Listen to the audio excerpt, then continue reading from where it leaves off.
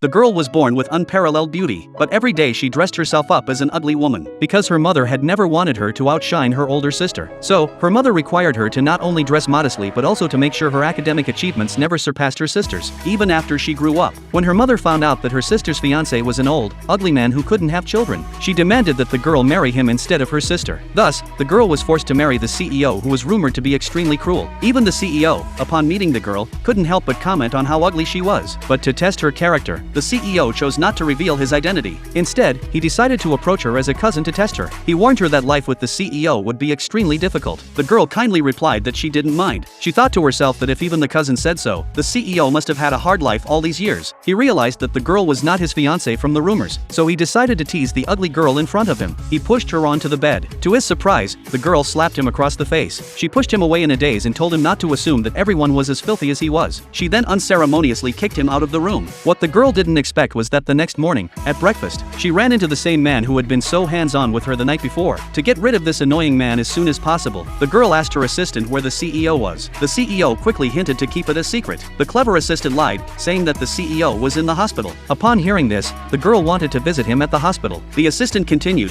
saying that the CEO was unavailable recently. To escape this annoying guy, the girl asked her assistant if she could be taken home because she needed to pick up a few things. But unexpectedly, the annoying man pinned her down in her seat, asking if she needed him to personally take her home. To ease the awkwardness, the girl quickly took a sip of milk, but the man made it clear that he intended to take her home. Reluctantly, she followed him. She thought as long as she kept her distance from him, everything would be fine. But the man grabbed her hand in the car, claiming he was being kind by offering a ride to his cousin-in-law. Wasn't she supposed to show her gratitude? The girl reluctantly said, "Thank you." Just as she was about to get out of the car, the CEO kissed her. This made her face turn bright red instantly. She hurriedly got out of the car, but as soon as she entered the house, her mother scolded her, accusing her of being with the groom's cousin on their first day of marriage. She feared that her actions would put the whole family's lives in danger. At this moment, her sister came out and mocked her, saying she should be more restrained, or else she would disgrace the entire Jung family. Hearing their hypocritical moralizing, the girl knew that what they really cared about was their own interests. She couldn't help but feel sorry for being born into such a family. At this moment, the CEO,